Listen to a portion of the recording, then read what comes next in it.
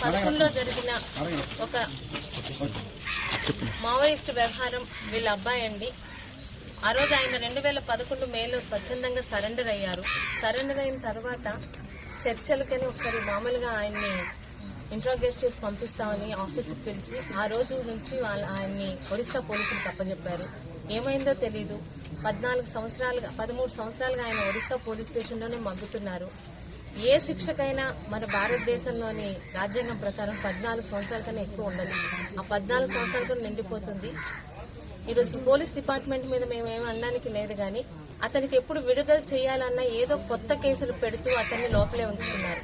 13 సంవత్సరాలుగా జైల్లో మగుతున్న అతను కొత్తగా చేస్తున్న నేరాలు ఏవీ లేవు. పెట్టిన కేసులే పెడుతున్నారు. ఈరోజు ఎస్పీ గారితో కలవడం జరిగింది. ఆ డిపార్ట్మెంట్ వ్యక్తిగా చాలా చక్కగా స్పందించారు. నా లెవెల్ కన్నా ఇది పెద్దదైనా ఖచ్చితంగా సీనియర్స్ దృష్టిలో తీసుకువెళ్తామని.